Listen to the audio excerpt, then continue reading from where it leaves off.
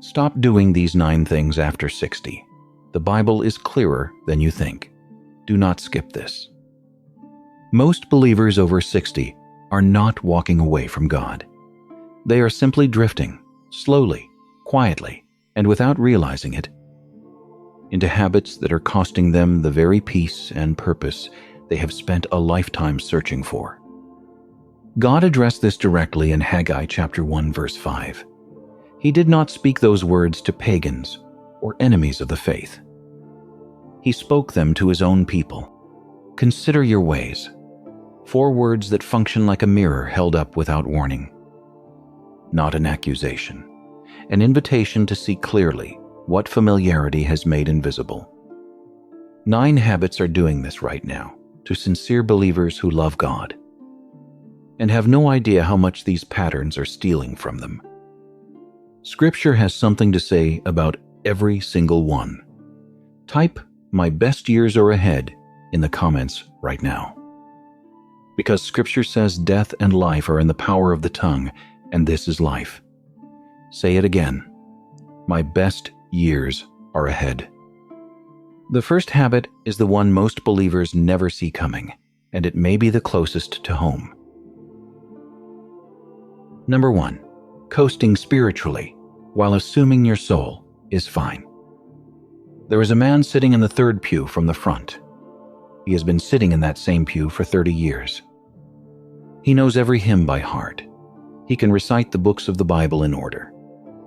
He tithes faithfully, serves on committees, and has never missed an Easter service in his adult life.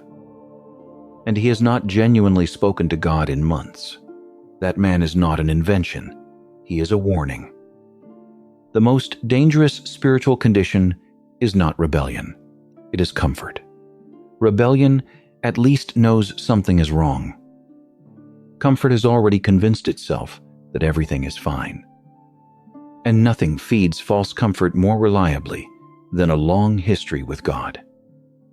Decades of faithfulness can quietly become a substitute for present intimacy. You stop seeking because you assume you have already arrived. You stop pressing in because the memories of when you did feel close to God get mistaken for the relationship itself. Jesus saw this exact condition in the church at Laodicea, and he did not comfort them. He confronted them. In Revelation chapter 3, verse 17, he said plainly, "You say I am rich, I have prospered, I need nothing, not realizing that you are wretched, pitiable, poor, blind, and naked." They thought they were fine. Jesus said they were empty. The gap between those two realities is where spiritual complacency lives. Jeremiah chapter 17, verse 9 adds something that should stop every longtime believer cold. The heart is deceitful above all things. Not just the hearts of new believers still learning the way. Your heart, my heart.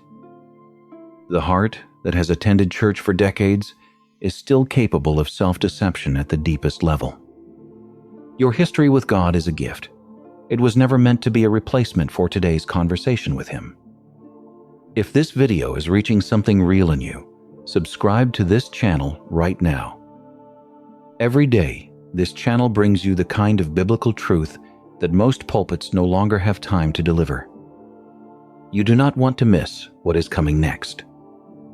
Because the next habit has kept more believers frozen in place than almost anything else Scripture warns against.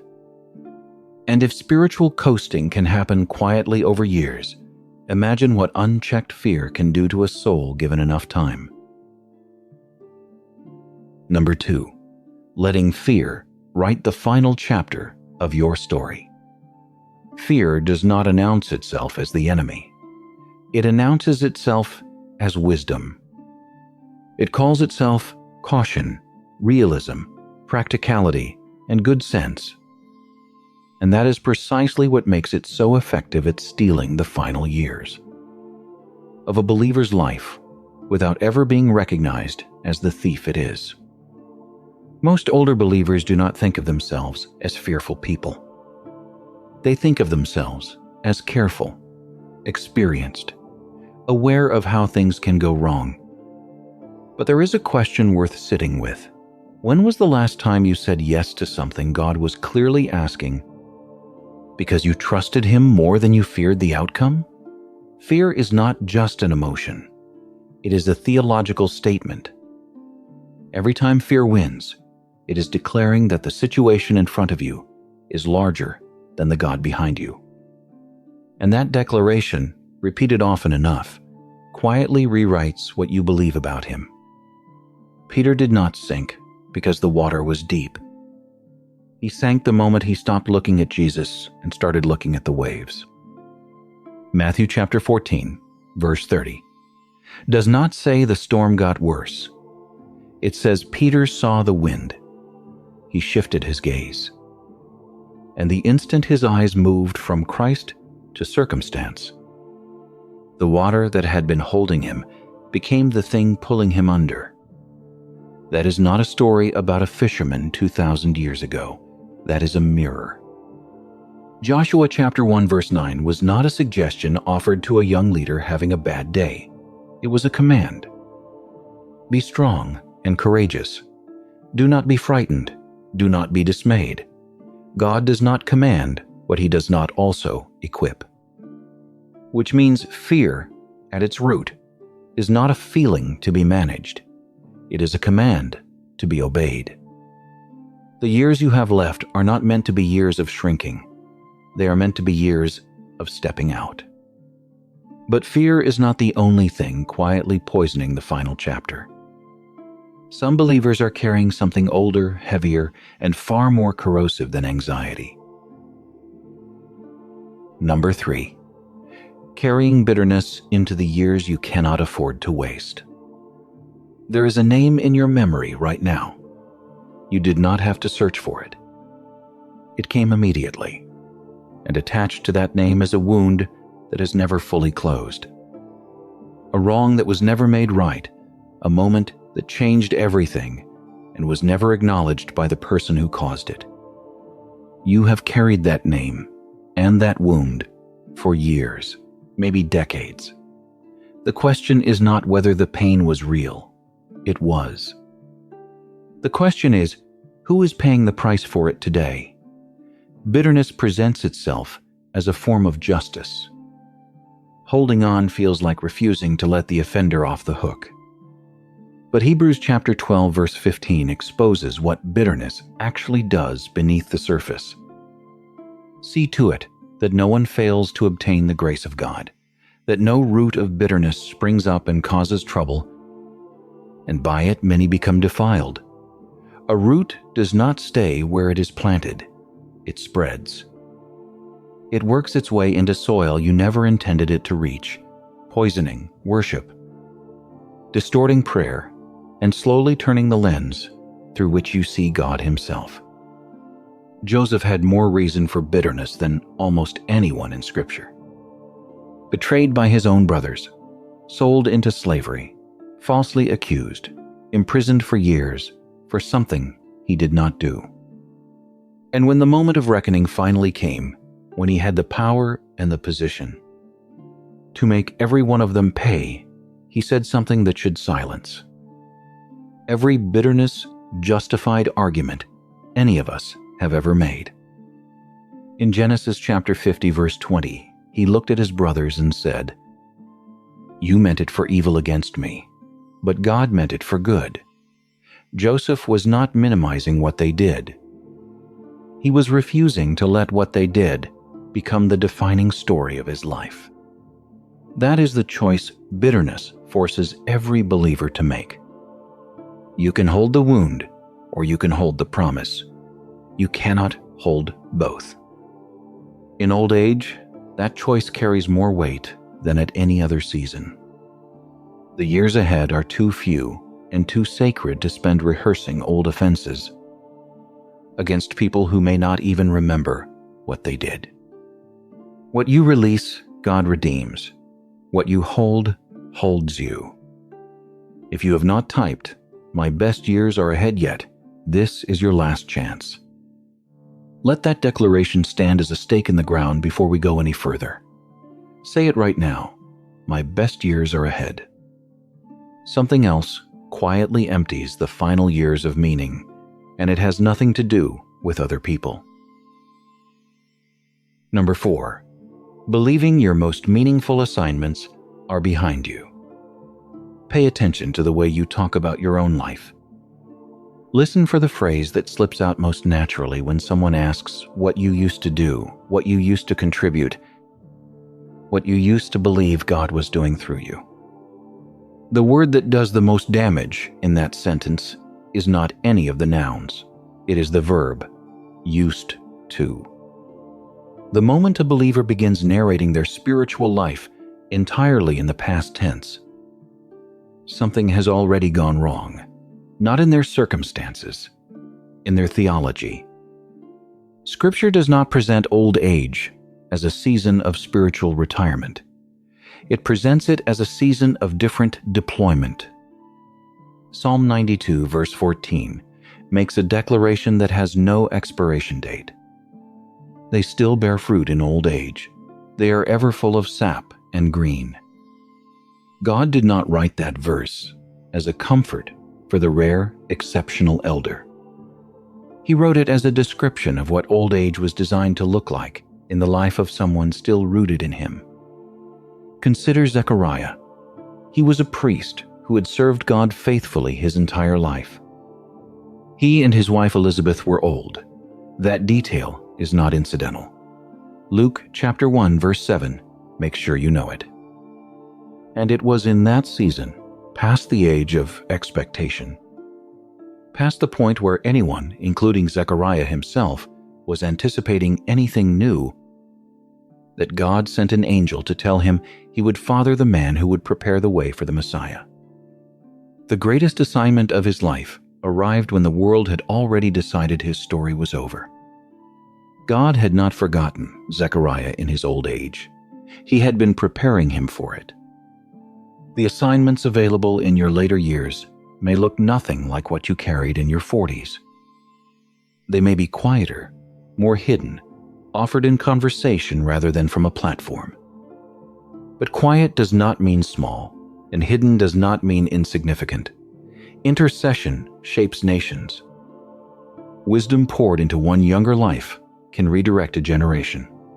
You still have breath. That means heaven still has plans. Now consider this.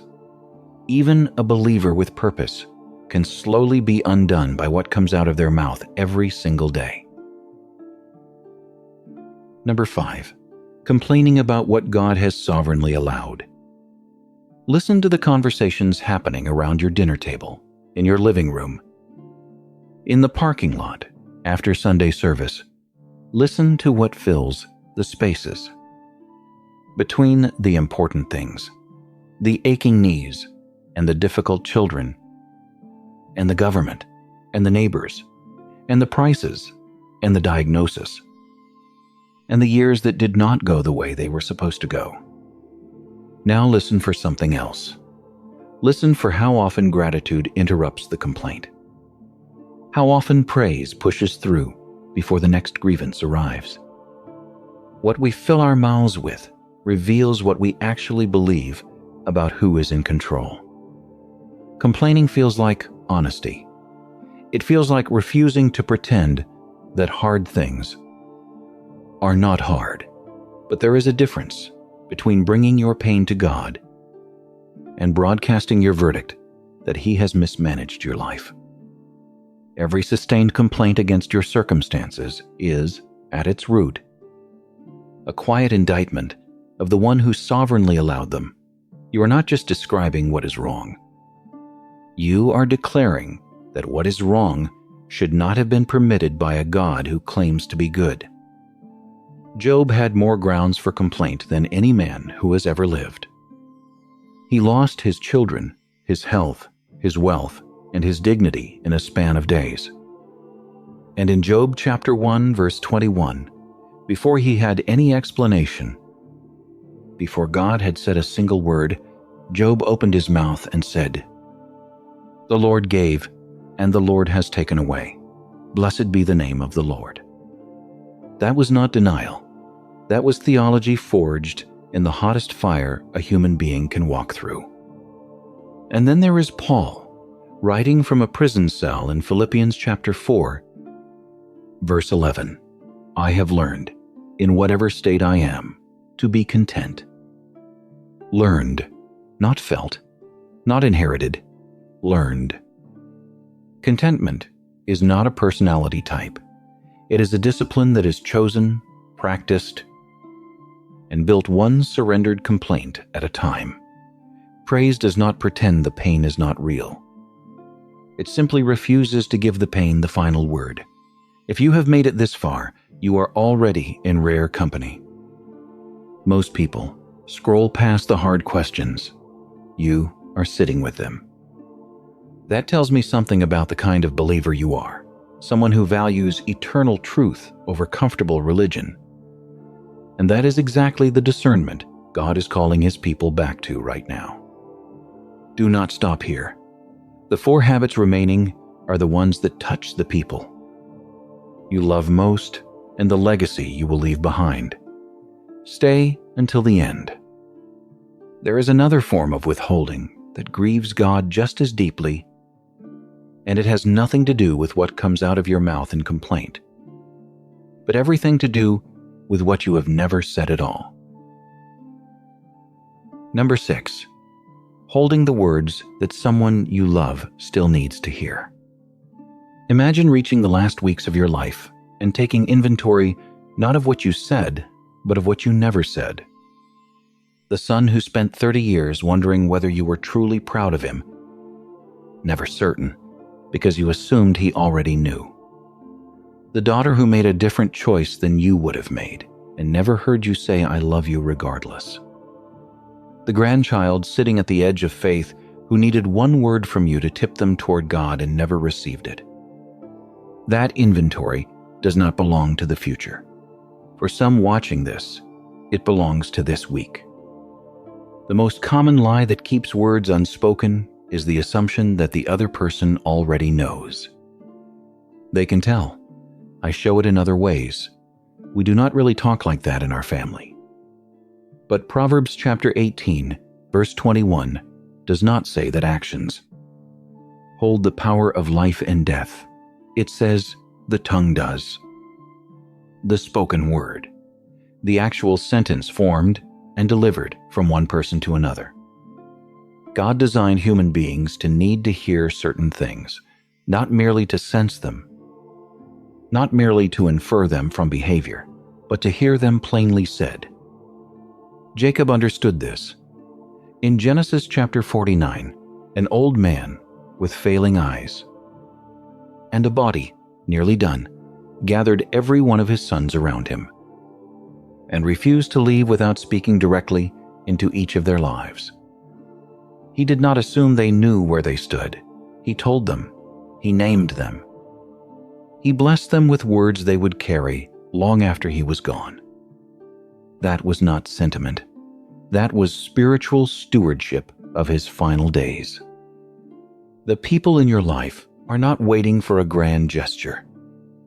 They are waiting for a sentence, a phone call that begins with something you have never said out loud, a moment at the kitchen table where you put down everything else and speak words that were true for years, but were never released. Words held back do not disappear. They become the silence that the people you love fill with their own worst conclusions. Say what needs to be said. Say it now. You do not know which conversation is your last one. What gets held on to next is not a word left unspoken, but something far more tangible and far harder to release. Number 7. Measuring the worth of your life by what you accumulated. Somewhere in your home, there is a room, a closet, a garage, or a storage unit filled with things that once felt important enough to keep. Objects that represented achievement, security, or a season of life you were not ready to release. And if you are honest, some of those things have not been touched in years. but letting go of them still feels like losing something, though you could not quite say what. That feeling is worth examining, because what it often reveals is that the things are not just things. They have become evidence, proof that your life added up to something. And when your identity is anchored to what you accumulated, the thought of releasing it feels like erasing yourself. Jesus told a story in Luke chapter 12 about a man who solved this problem the wrong way. His fields produced abundantly. His barns ran out of space. And his response was to build larger barns, store everything, and then say to his soul, "You have ample goods laid up for many years. Relax, eat, drink, be merry." God's response to that plan was not congratulations. It was this: "Fool, this night your soul is required of you. And the things you have prepared, whose will they be?" The parable does not condemn the harvest. It condemns the transaction. The moment a man looked at what he owned and mistook it for what he was worth. 1 Timothy chapter 6, verse 7 does not negotiate on this point. We brought nothing into the world, and we cannot take anything out of it. Everything in your possession arrived before you and will remain after you. What transfers is not what you stored, it is what you gave. What you invested in people. What you released in faith rather than hoarded in fear. The most enduring things you will ever leave behind cannot be locked in a room or listed in a will. They are carried forward in the lives of every person your generosity ever touched. One more habit quietly empties the soul, and most believers never recognize it until the silence has already grown too loud. Number 8. Letting the noise of the world crowd out the voice of God. Count the quiet minutes in your average day. Not the minutes when the television is off, but your mind is still running through the news it just consumed. Not the minutes in the car before the radio comes on. Genuine silence. Minutes with no input competing for your attention. No screen, no voice, no notification, no background noise you chose because the quiet made you uncomfortable. For most people, that number is smaller than they want to admit. And for most believers, the voice they are most urgently trying to hear is the one that silence is the only channel for. The noise is not accidental. It is trained. Decades of filling every gap with something to watch, something to listen to, something to read, something to react to, have quietly rewired what feels normal. Silence no longer feels restful. It feels like absence.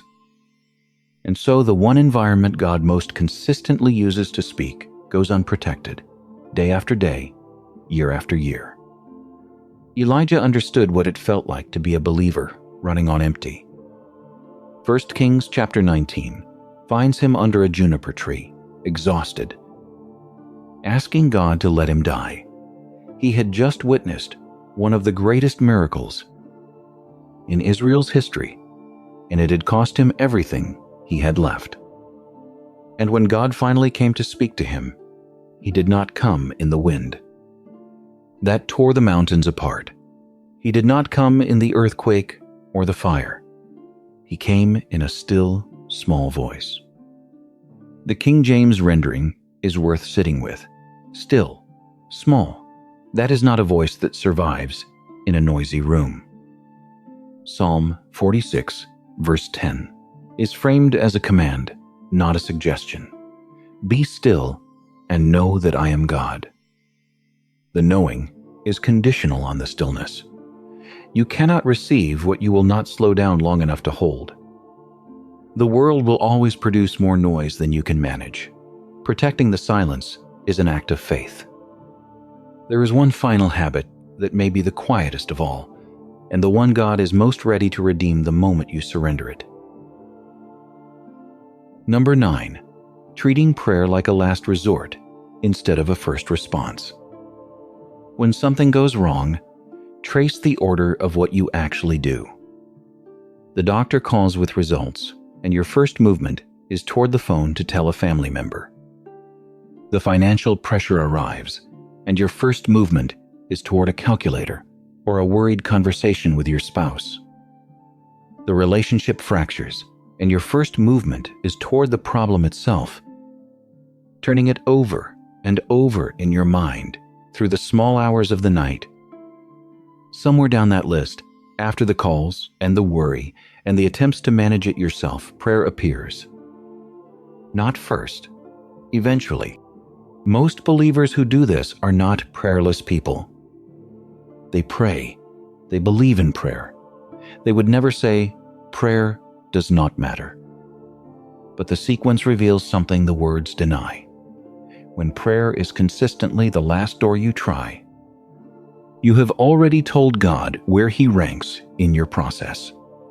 Daniel did not develop a prayer life when the lion's den arrived. By the time his enemies used his prayer habit against him in Daniel chapter 6, that habit was already so established, so unshakable, so woven into the structure of his daily life that not even a royal decree could interrupt it. 3 times a day, not 3 times during a crisis, 3 times every day regardless of what the day held.